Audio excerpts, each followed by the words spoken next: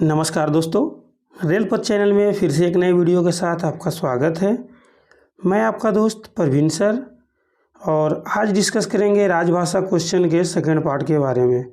दोस्तों, अगर आप फर्स्ट पार्ट नहीं देखे हैं तो मैं डिस्क्रिप्शन में लिंक दे दूंगा, जिससे आप फर्स्ट पार्ट भी देख सकते हैं। दोस्तों, अगर आप मेरे चैनल पे पहली बार आए हैं तो मेरे चैनल को सब्सक्राइब कर लें और बेल नोटिफिकेशन ऑन कर लें, जिससे नए आने वाला वीडियो का नोटिफिकेशन आपको मिलता रहेगा। दोस्तों, मैं JEE PV related question regular बनाते रहता हूं, जिससे आप तैयारी बेहतर बना सकते हैं। तो दोस्तों, मैं अब क्वेश्चन को ऊपर लेकर चलता हूं। 23 क्वेश्चन का पार्ट 1 बना दिया था, तो दोस्तों मैं अब सेकंड पार्ट के ऊपर लेकर चलता हूं। संविधान के किस अनुच्छेद के तहत राजभाषा आयोग एवं संसदीय राजभाषा समिति का गठन किया जाता है? तो इसका आंसर क्या हो जाएगा? इसका आंसर हो जाएगा 344, यानी इसका आंसर ये हो जाएगा। राजभाषा के किस नियम के अनुसार हिंदी में प्राप्त पत्रादि के उत्तर हिंदी में दिए जाएंगे? तो इसका आंसर क्या हो जाएगा? इसका आंसर हो जाएगा नियम 5, यानी आंसर डी हो जाएगा। हिंदी सलाहकार समिति में गैर सरकारी सदस्यों की अधिकतम संख्या कितनी हो सकती है? तो इसका आंसर क्या हो जाएगा? इसका आंसर हो जाएगा 15, यानी आंसर बी हो जाएगा।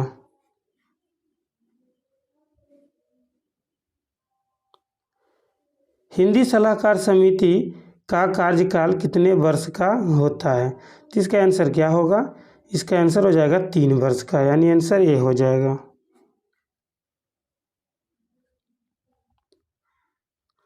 केंद्रीय सरकार के कितने कार्यालय होने पर नगर राजभाषा कार्यान्वयन समिति का गठन किया जाता है? तो इसका आंसर क्या हो जाएगा? इसका आंसर हो जाएगा 10, यानी इसका आंसर सी हो जाएगा। संविधान की 8वीं अनुसूची में पहली भाषा कौन सी है? तो इसका आंसर क्या हो जाएगा? इसका आंसर हो जाएगा असमिया, यानी इसका आंसर ए हो जाएगा। संविधान के किस भाग में राजभाषा का संदर्भ मिलता है? तो इसका आंसर क्या हो जाएगा?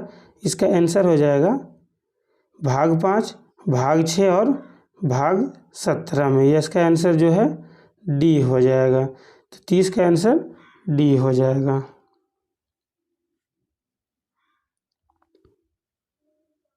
संविधान का अनुच्छेद 210 का 1 किस राज्य पर लागू नहीं होता है?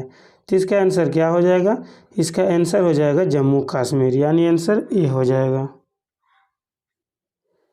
संसदीय राजभाषा समिति में लोकसभा के कितने सदस्य होते हैं? तो इसका आंसर क्या हो जाएगा? इसका आंसर हो जाएगा 20 सदस्य, यानी आंसर सी हो जाएगा। संसदीय राजभाषा समिति में राज्यसभा के कितने सदस्य होते हैं? तो इसका आंसर क्या हो जाएगा? इसका आंसर हो जाएगा 10 सदस्य, यानी आंसर डी हो जाएगा। हिंदी को राजभाषा के रूप में कब स्वीकार किया गया? तो इसका आंसर क्या हो जाएगा? इसका आंसर हो जाएगा 14 सितंबर 1949, यानी इसका आंसर ए हो जाएगा।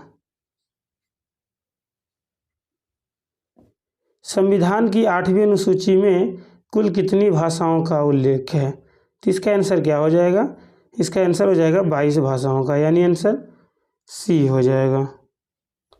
राजभाषा नियम 1976 के नियम 5 के अनुसार हिंदी में हस्ताक्षरित पत्रों का उत्तर किस भाषा में दिया जाना चाहिए? तो इसका आंसर क्या हो जाएगा? इसका आंसर हो जाएगा हिंदी में, यानी आंसर ए हो जाएगा। राजभाषा अधिनियम की धारा 6 और धारा 7 किस राज्य पर लागू नहीं है? तो इसका आंसर क्या हो जाएगा? इसका आंसर हो जाएगा जम्मू कश्मीर, यानी आंसर बी हो जाएगा। राजभाषा संकल्प 1968 किस सदन द्वारा पारित किया गया? तो इसका आंसर क्या हो जाएगा? इसका आंसर हो जाएगा लोकसभा एवं राज्यसभा, यानी इसका आंसर सी हो जाएगा।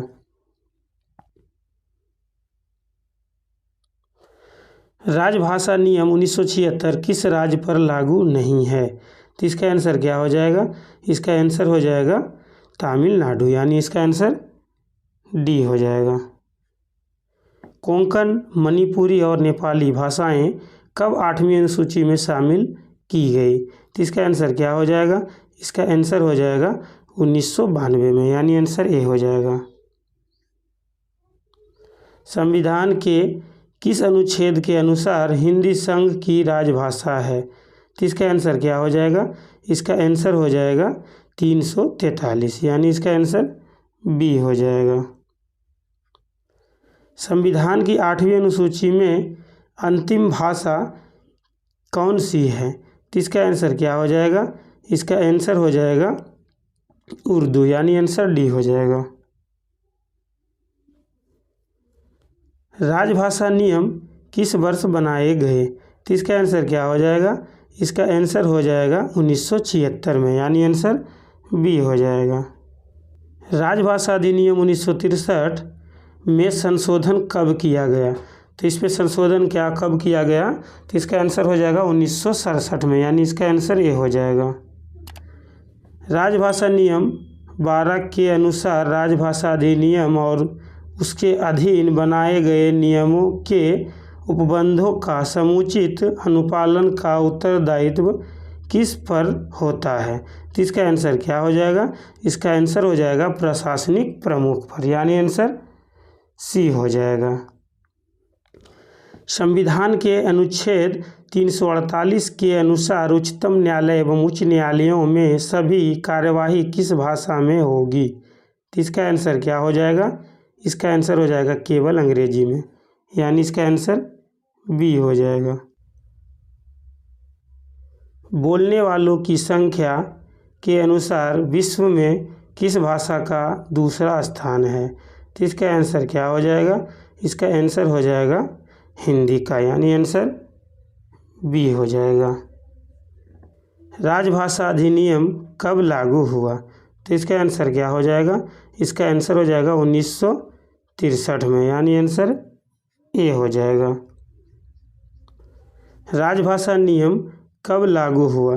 तो राजभाषा नियम कब लागू हुआ? तो इसका आंसर क्या हो जाएगा? इसका आंसर हो जाएगा 1976 में, यानी आंसर इसका सी हो जाएगा। केंद्रीय अनुवाद ब्यूरो की स्थापना कब हुई? तो इसका आंसर क्या हो जाएगा? इसका आंसर हो जाएगा 1971 में, यानी इसका आंसर डी हो जाएगा। 9वां विश्व हिंदी सम्मेलन 22-24 सितंबर 2012 को कहाँ आयोजित हुआ था? तो इसका आंसर क्या हो जाएगा? इसका आंसर हो जाएगा जोहान्सबर्ग में, यानी आंसर इसका बी हो जाएगा। संघ की राजभाषा की स्वर्ण जयंती किस वर्ष मनाई गई? तो इसका आंसर क्या हो जाएगा? इसका आंसर हो जाएगा 1999 में, यानी आंसर इसका डी हो जाएगा। संसदीय राजभाषा समिति के सदस्य कौन होते हैं? तो इसका आंसर क्या हो जाएगा? इसका आंसर हो जाएगा लोकसभा और राज्यसभा के सदस्य, यानी आंसर इसका सी हो जाएगा। राजभाषा संकल्प कब प्रकाशित किया गया? तो इसका आंसर क्या हो जाएगा?